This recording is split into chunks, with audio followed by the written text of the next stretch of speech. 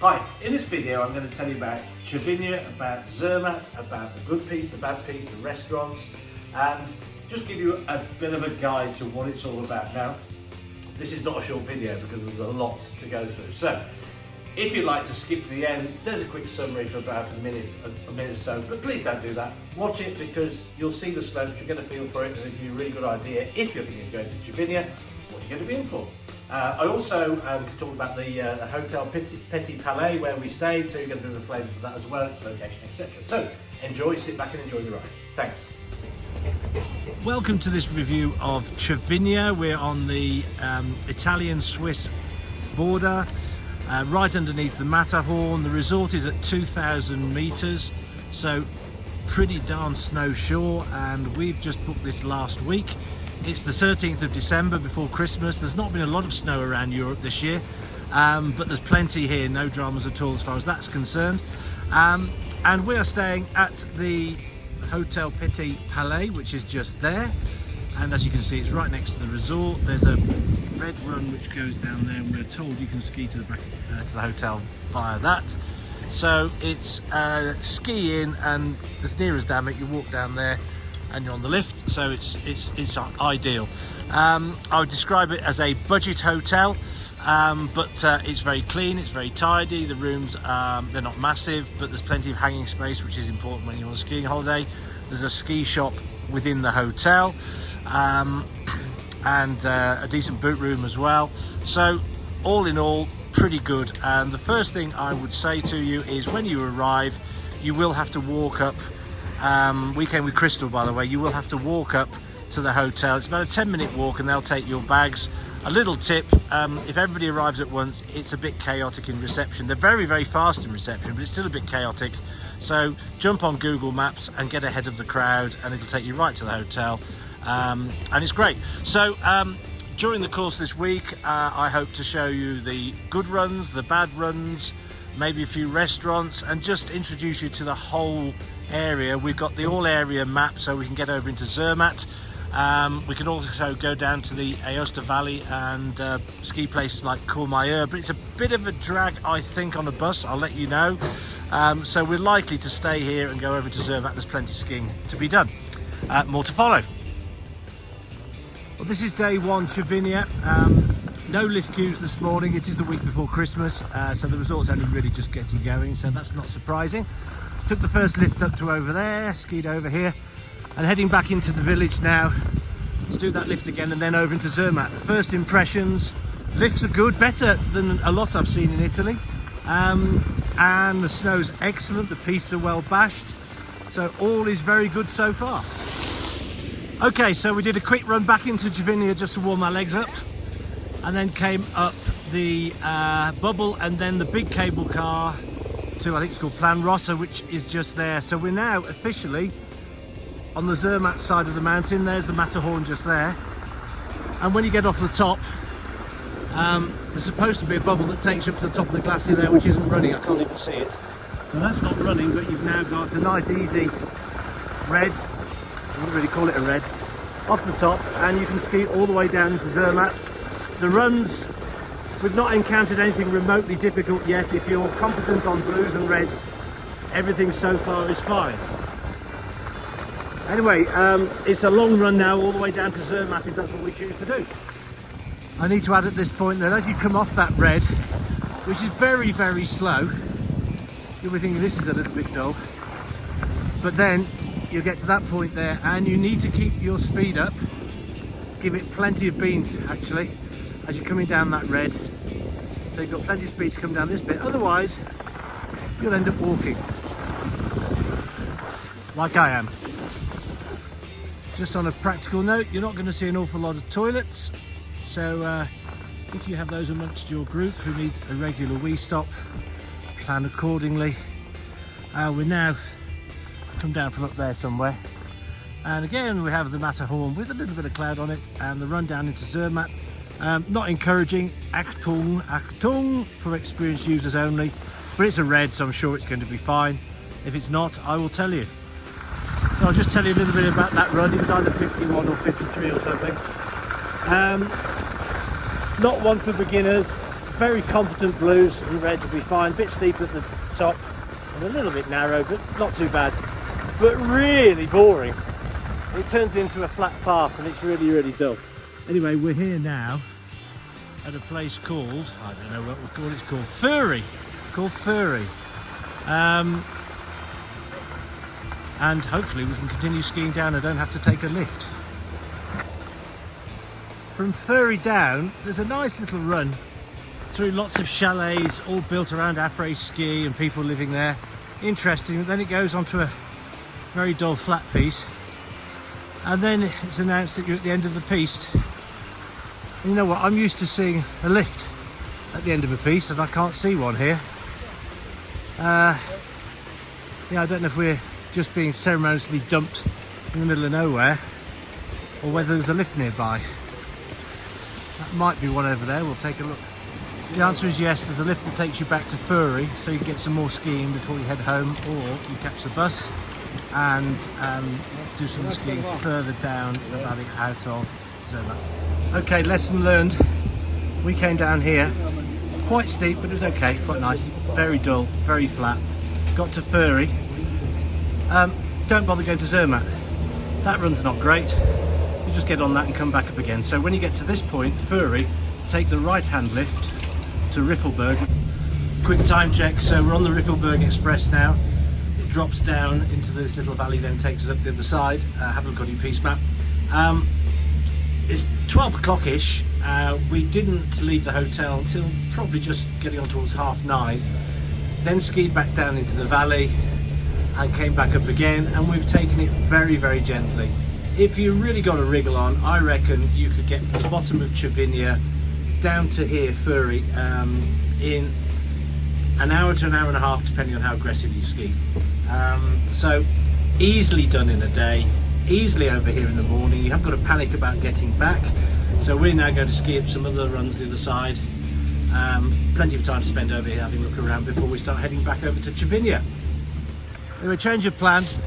It's a bit cloudy over this side, so we're going back down to Riffelberg and then up to the very top and ski back into Cervinia, where it seems to be sunnier. Another warning, we are here early in the season. It's the 14th of December and there's loads of snow, but we've come up this side and ski back down expecting to be able to ski all the way back to the bottom to the lift, and you can't, so we've had to come back up again, which gives us another opportunity to have a look at the Matterhorn. But now we've got to ski across and catch the same lift down that we came up on back into Furry, which isn't great. Well, my short assessment of Zermatt is that a lot of the runs are closed, a lot of the runs are in the shade, and I think the best thing about Zermatt is probably the lift on the way out back to Cervinia, and this is it. And the other thing to watch out for is your roaming package. Just check that Switzerland is covered, because otherwise you'll get over into Zermatt and you'll burn data and calls like you won't believe and be charged a fortune for it. As I mentioned, the Matterhorn's often covered in cloud, and there it is, covered in cloud. As is everything at the moment. Yeah, head down. Day 2 of Cervinia. So we've come up and we're at that spot there in the centre, and if you look over towards Zermatt, you can see 3 green lights. That means we're on this side where there's lots of green lights, and today we're going to go in the other direction, so ski down and ski the village and the valley down below, which has got a few more blues. I haven't mentioned so far that this isn't really a place for beginners. There are some blues, but it's mainly reds, and I'm yet to find anything which looks like a decent nursery slope. Okay, so we're heading to Valtournenche today, which is further down the valley. Lots of blues there. A few observations. Observation number 1, the lift up to get over the top goes high, and it's an old lift. It's not modern, it's the sort that hits you in the back of the legs if you're not careful. Although the lifts coming back out of Valtournenche seem okay. You can avoid that one by taking the big cable car all the way to the top. Where is it? Up there. and then skiing down here, I think you can still get down to Valtournenche. So that's where we're heading. Other observation, again, there might be some blues down there, but getting there is not beginner territory at all. It's reds and it's high. Yeah, if they're good blue skiers or red skiers, they'll probably be okay. Update on the blues above Valtournenche. Once you get over, then there's a couple of lifts and there's quite a few blues, which are really quite nice actually. So it's a bit up and down, up the lift, back down, up the lift, then down a different blue. An interesting looking bar there, which we'll try later. So we're now in the, it's not quite a bowl, but that sort of thing, a bowl above Valtournenche. And you could ski around here. Beginners would enjoy it here if you can get them here. Yeah, some nice skiing, and then we're going to try the red that takes you right down into the village, see what that's like. So the red down into Valtournenche is just a proper red. It's not a big wide red, it's okay, but it's quite steep in places, so it could freak out your blue skiers. It's not too bad. Take your time.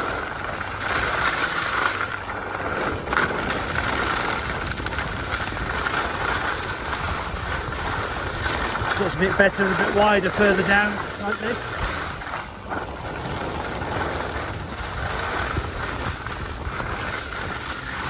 Verdict on the red. Very good long piste. Quite varied, some narrower bits, some steeper bits, some nice easy bits. It's one of those that you just really want to do top to bottom until your legs are screaming at you. And then you come out to the cabin and you go straight back up to the top and do it again. We're at the top of the main cable car out of Valtournenche. It's coming up to 12 o'clock. We've pretty much done what there is to do over here, so there isn't a huge amount of skiing. These are the areas which are quite nice for beginners, I would say. There's a blue that comes out of there, which is pretty easy, and there's two blues coming back down. There's another one there, and that takes you up. I think it's blues off the top of that as well. So this is where you would play above Valtournenche. The top of the right-hand chair, there's a bar that we were going to go in playing 80s music, which is right up our street, 80s and 90s, rather than the headbanging stuff. But we're not going to do that today because we've got low cloud forecast, snow forecast this afternoon, and you can just see it's starting to come down over there. And we don't really want to get caught in a whiteout when we finally get to the top and have to ski back down into Cervinia. So we're probably going to play it safe and head back now. And just to evidence that it probably was a smart move to head back. This is 2 lifts later, 10 minutes later, and snow at the top, cloud coming down. We've still got some visibility, but it's getting pretty flat now. This is a nice little restaurant. If you're coming down from Valtournenche, down the red back towards Cervinia, look out for this place on the right. The piste goes down there. You can hardly see it. Nice little bar and restaurant on the right called the Igloo Bar. Worth a visit, yes, and they do good homemade grappa. Anyway, it's what, 1 o'clock, 1:30 now, something like that. The snow's settling in for the day. So, yeah, skiing close to home. This is probably the end of it for today. Following today's snow, we've had a wander down into the, I think this is probably the main street. This is the road that runs along the bottom of the main piste. See what's going on. Just a reminder, it is the week before Christmas, so they've only really just got going. The place is fairly empty, as you can probably see by the slopes. There's nobody else on them. Consequently, après ski is not banging. Nothing's banging, it's all very gentle. So after a little bit of snow yesterday, out of the boot room, greeted by this view, which looks great. A little bit of sunshine, so the light's all right. There's a matterhorn just shrouded in a little bit of cloud. All looks good to go. Bit of a late start, we've been a bit lazy today. I might have to revise my thoughts on nursery slopes here over in Cervinia. Today, instead of coming up the bubble and then the large cable car to the top, we've come up 2 chairs. There is one further one to go, up into the cloud. We've jumped off here, so we're at 3,000 metres. There's a red on this side, the red on the other, which looks a lot easier. But then there are blues further down. So I don't think necessarily come up this far, but if you come up the first chair from Plan Maison, there's quite a few blues that you can have a play on there. If I learn any more, I'll tell you. Yeah, so here's the blue off the top of Plan Maison. 2,876 metres.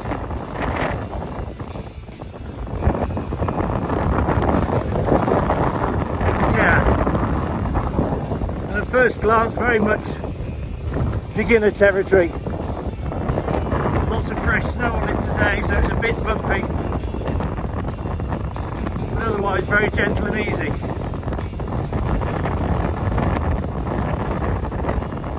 The only slight downside with getting up to this one is there's a bit of a walk from the previous lift to the one that brings you up here, but it's not going to kill you. This is all very easy and doable, so this is where the beginners could spend their day above Cervinia, and it's a decent length blue as well, so there's, you know, plenty to do. And that's where it goes back down to. So if you're a newbie or you love the idea of blues, this should be getting you excited because it does look really quite nice. One of the other bonuses of being here in the shadow of the Matterhorn is they're also staging the third round of the World Snowboarding Championships, and these are the interesting ones where they come down 4 at a time, I think. Let's have a look. Wait for it, lots of people shouting. I can't see. Oh, we've only got 2 this time. We lost a couple. Yeah.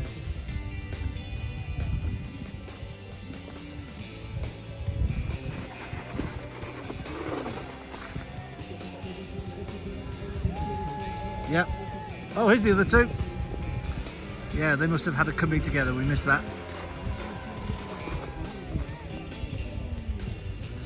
So we've had a play around over Cervinia, and we're now going. We're coming right up the major teleferique or cable car right to the top, and then there's a red which takes over to the top of valtournenche, which is where we're going now. And that's over there in the distance. So that's the top of it over there. You can see how much higher we are, and then that takes us down into the next valley. Tomorrow is Zermatt, because it's going to be a nicer day tomorrow, so we're less worried about cloud coming in. Okay, if you do come over to valtournenche, and I did mention this earlier on, you've got 2 ways of getting up here. Either you take the chairlift out of the Cervinia Valley, which drops you onto blue, easy red, and you can get over here fine, or you go up the teleferique, which is the way we've just come, but the red off the top of there, I would say, would be challenging for somebody who is not quite strong on reds. Yeah, if you're coming with less able skiers, maybe take the chair. Going back, it's reds, but they're not too bad. Today is supposed to be cloudy, and it hasn't been. It's been a great day actually. Flat in places, but pretty good. And this is the top of the red down into valtournenche, which is a little bit slow at the top, but it does get faster, trust me. This is more typical of the top half. A little bit narrower, a little bit steeper, but it's okay.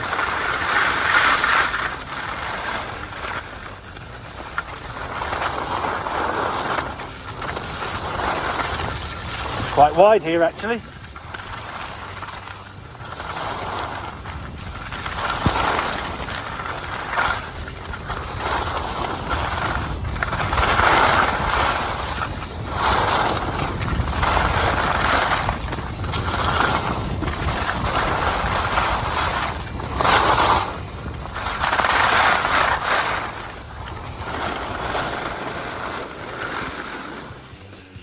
Gives you a flavour for it.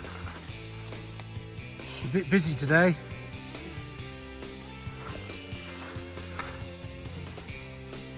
Sometimes it's better to stay up above the cloud. And we've just come back from valtournenche, and this is our run home. And as you can see, it's lovely up here, and that's 3/4 of the way up the mountain. That lift there.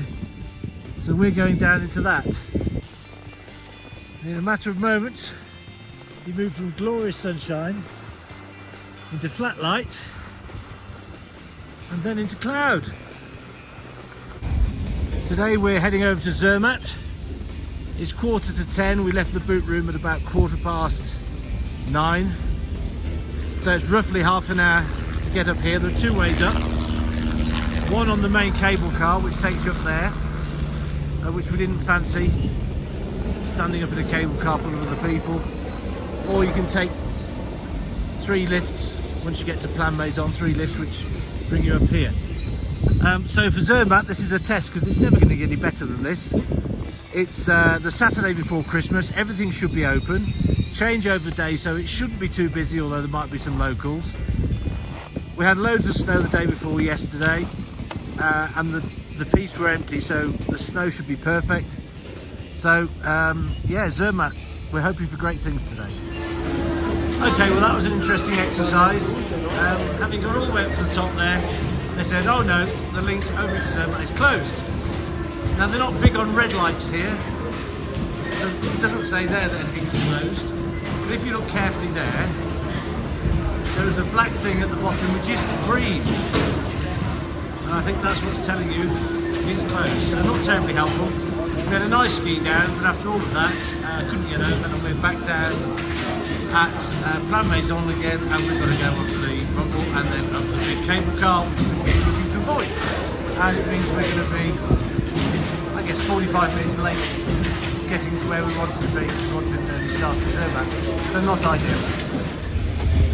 Now, it might seem obvious to us, but because they've closed the other route over, there's only one way to get over to Zermatt, and that results in a massive queue for the teleferique.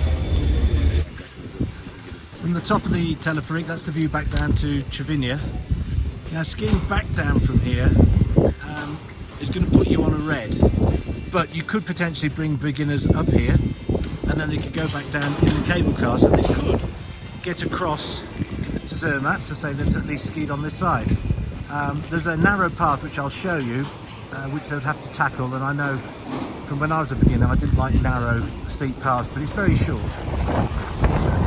Yeah, so here we go. It's not too bad really. It's just that for some beginners they can hold a decent snowplow, they'll get down this fine, and it's not icy like many are, not at the moment anyway.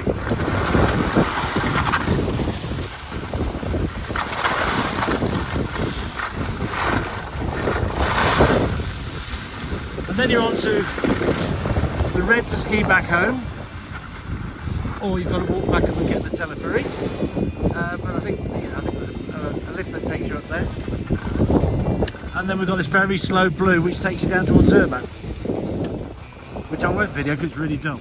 Quick update, if you do ski down to Zermatt, that's the way back up to there. Fairly easy run all the way back across, but then you've either got to ski down the red, or you've got to walk up that narrow path, which isn't the end of the world, it's not that far, to actually get the teleferique down. So if you're taking beginners, bear that in mind.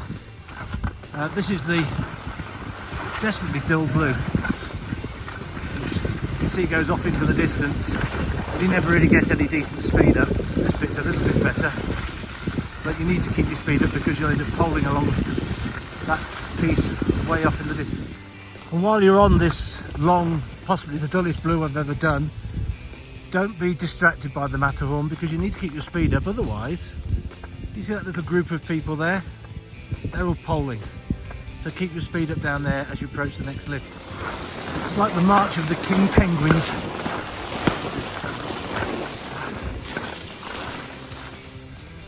We came this way the other day, and the piece that we wanted to do, which takes you where you want to go, is down there, and again it's closed, really annoyingly. So we were forced to go up this bubble here, which drops you onto deathly dull red, quite decent at the top. It goes into the most boring path. It's green at best, and it goes on and on forever. I'm hoping we can find an alternative to that, but again, Zermatt, I'm a bit bloody annoyed that you're not opening the pistes. No reason for it, there's loads of snow. The view's good though.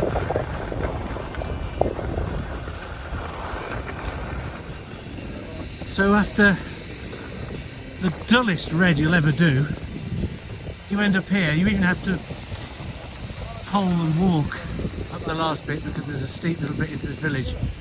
which is actually very nice. I mean, this is, it's been created to look nice, I think. I think this is furry or something like that. We'll go around this corner, we'll find out.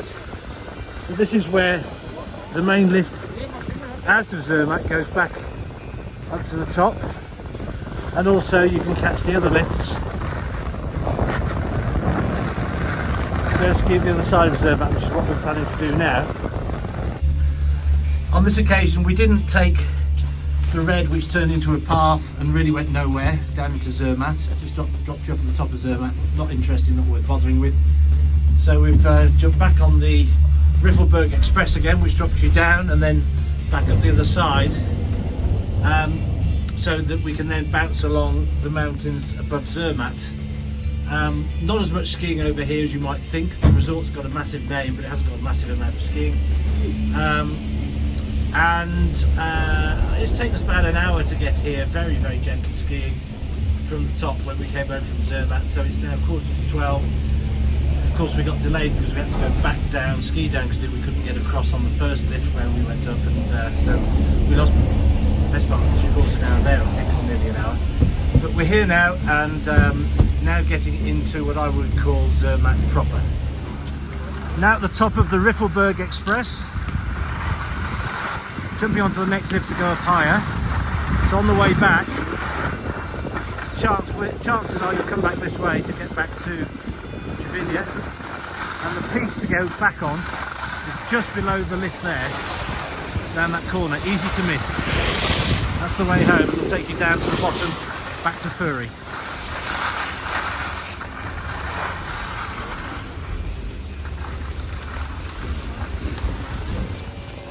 So we're at the top of the Gift Hitler, I think that is, Cecilbahn, and skiing across, making our way across the valley. As we came up there, lots of nice big blues and reds, wide, easy beginner territory, but getting a beginner over here, I wouldn't even contemplate it, because there's some fairly serious reds. You have to go down just to even catch a lift down to Furry, so not really on the cards.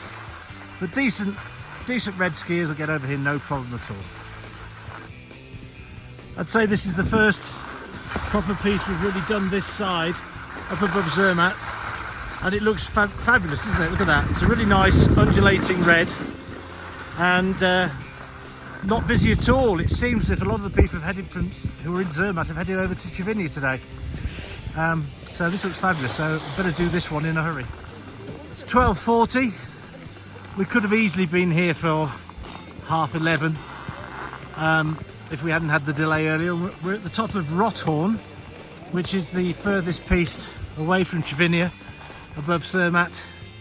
We've got reds and blues off the top of here, which go all the way down to Zermatt, and I think that's the plan. So we're going to do the blue off one side, which then turns into a red, all the way down to the bottom.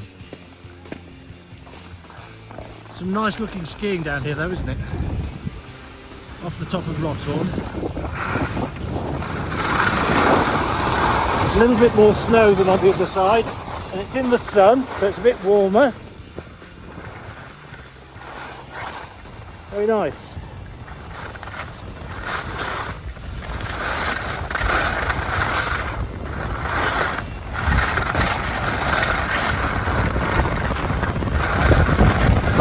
Now the fingers are getting cold.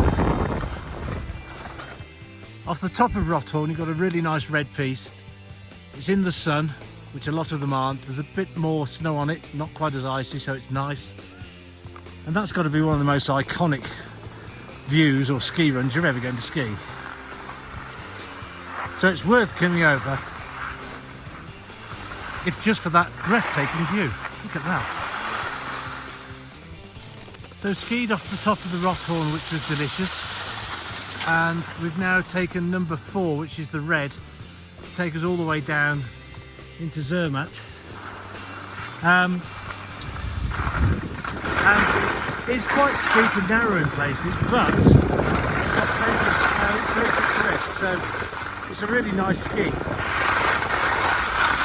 Not really icy at all compared to a lot of the higher peaks. Very picturesque. Oh, there we've got the matterhorn there. And immediately after I took that bit of video, what they don't tell you about is this really steep bit here, which is quite narrow. But I thought it would be okay. When you get to the bottom of Piste 4, there's nothing other than a lift which you can go down. It takes you deep down and drops you onto this railway. I was hoping it would drop us, you know, into a nice little street in Zermatt, so we could have a little look round, a cup of coffee, and then head off. And you can get into Zermatt. It looked like a bit of a walk down the tunnel, a long walk, so we didn't bother. We come straight back up. So this is what you can expect. We've come back over to Zermatt again today, just to pick up a few pieces that we haven't done. And this is one of them. So on the way down from the top of Cervinia towards Zermatt, you'll get to after a long blue, you'll get to a piste on the left with a lift going up it, which is this one. I can't remember what it's called. That's what it's called. Skiaostavalley. That's as close as I can get. But there's a snow park halfway down on the right. I should mention that it's Sunday today. It's the Sunday before Christmas. Flights obviously came in yesterday, and it's a lot busier. They've opened a few more lifts. Hopefully they've opened a few more pistes.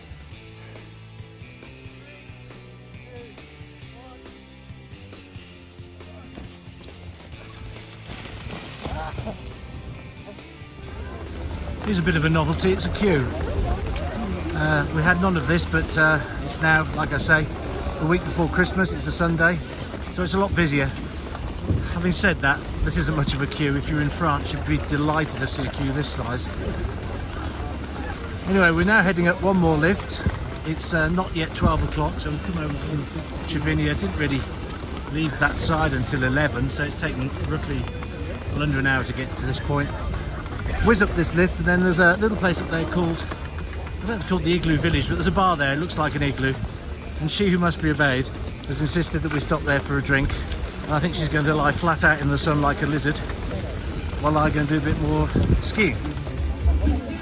And this is Igloo Dorf, where Sue wants to spend an hour or two sitting in the sun doing nothing, sipping booze. Gonna have a look in there in a moment.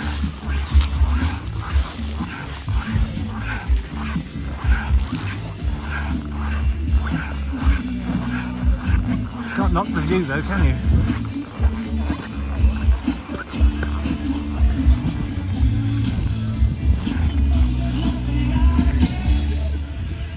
So official report on the Igloo Dorf.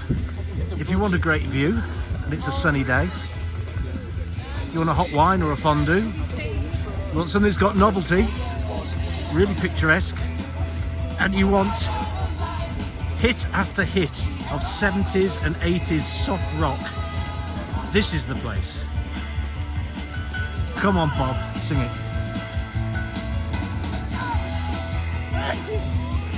Oh, and you want to keep the wife happy. Just capture this moment of family tradition, where everybody makes snow angels. Whoa! It's quite deep here. Right, I'm not going to be able to get up and hold the camera.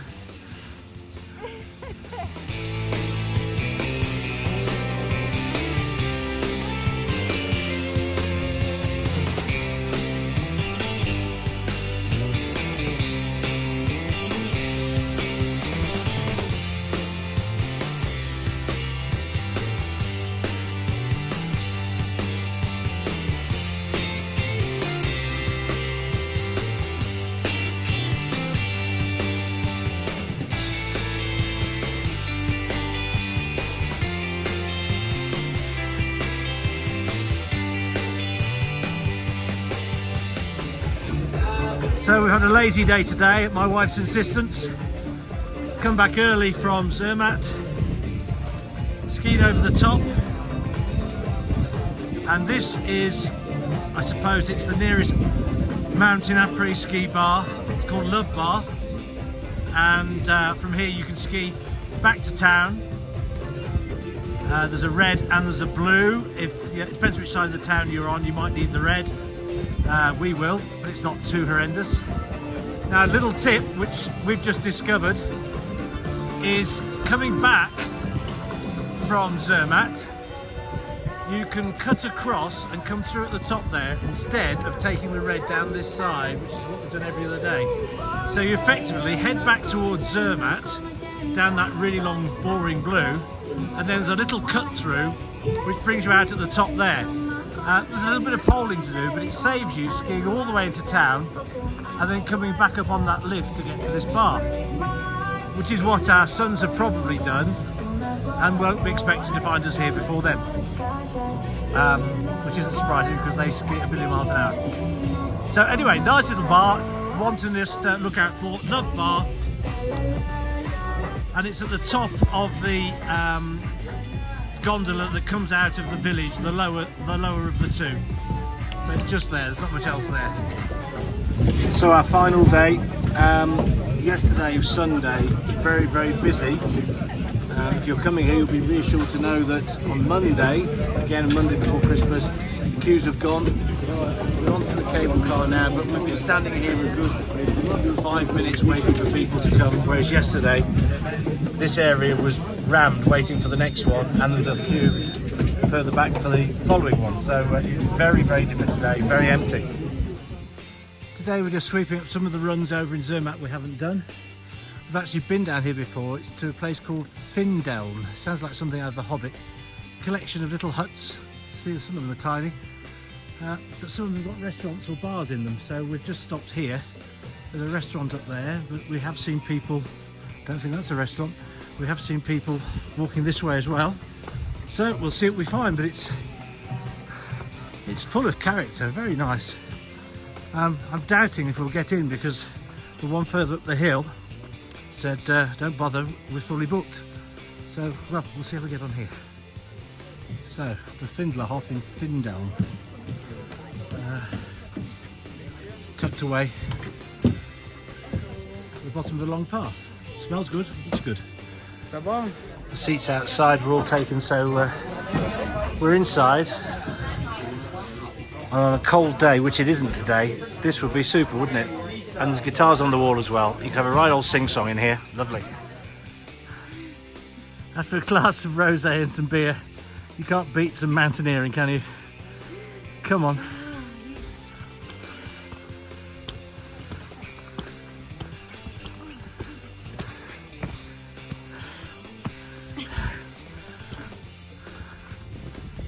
Another snippet, the Gans lift in Zermatt, which is a big cable car, takes you right up to the top, and from there you can ski all the way down to Furi. Sounds great on paper.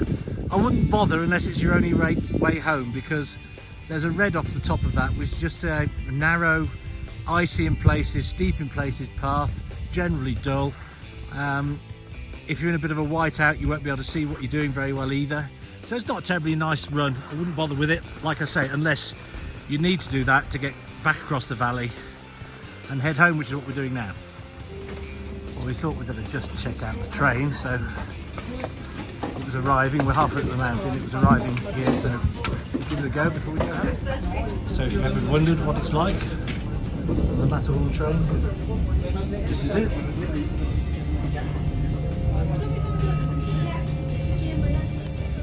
Well, this is the station at the top, and it's worth coming up just for the experience and the views. So over the back here, there's no skiing over this side, but you can see the glasses here and the views, which are quite tremendous. Now they're blue to ski down, which will be very pleasant. Yay, yay, yay. Heading home now. In case you're interested, this is the red down from Riffelberg down to Furi. Which along there it gets a bit icy, the rest of it seems okay. It's a red, that's what it is, but it's quite a nice run, in places very nice, and it saves you having to take the car down. But if you don't fancy the red, you can take the gondola down all the way back to the lift at Furi, which takes you back to Cervinia. Well, just like to sum up now. If you're thinking of coming here and you're excited by the ski pass, which includes the rest of the Skiaostavalley, like Pila, Courmayeur, places like that, forget it, you're never going to go there. I think the closest one is about half an hour by bus. There's no ski bus, so you have to take a public bus, and somewhere like Championat's about an hour and a half. So you're not going to do it. This is what you're going to ski, this area here, from Cervinia over to Zermatt. It's an extra, I don't know, 60 quid I think to get Zermatt included. You've got to do it really because there's not enough skiing just in Cervinia here. And just to quickly talk you around, so we stayed here, and it means you're going to have to come and take a red to get back to your hotel if you're on this side. If you're on this side of town, you've got a little bit more going on après ski here, and you've got blues back. A bit of après ski happens up here, so you can blue all the way back. So you probably want to be on this side of town if that's what you're looking for. We weren't too fussed, to tell you the truth. Too old for all of that. Great places to go. Up here, and then ski across the top down to Valtournenche. Lots of blues here, nice blues, so that's a nice morning skiing, I suppose. There, that's worth doing. These blues here are quite nice, and for beginners you can get up on here. I don't think we ever went up this lift, it was closed because they had a snowboard competition, so we never went up there. Once you're at the top, this is where you lose your Wi-Fi, and you're into Switzerland unless you've got a bundle that includes it. And this is the slow blue I've been talking about. And then you can come down here into Ferg, and this is the quite steep red and slow track along there into Furry. You'll get over here really quickly, shoot up the Riffelberg up here. Nice blues here. You can spend a bit of time here, but as you can see, over this side there's not an awful lot. Some blues here. Those reds get you over to this bit. A couple of blues here. Findeln, really nice. That's nice. Go there for lunch one day. You might need to book, but it's a nice place to ski through. One of my favourite runs was the Rothorn, round the top here. But what would I say overall about the area? It's not massive. The people here think it is, but it's not. If you've got bad weather, they could close here, so you could get stuck over here. We've had a glorious week, so that hasn't affected us. And the lifts are generally okay. It's a decent resort. It doesn't compare with places like, I guess, for organisation and for distance you can ski. It doesn't compare. Not close to Three Valleys, not close to the Saalbach Interglemm ski circus.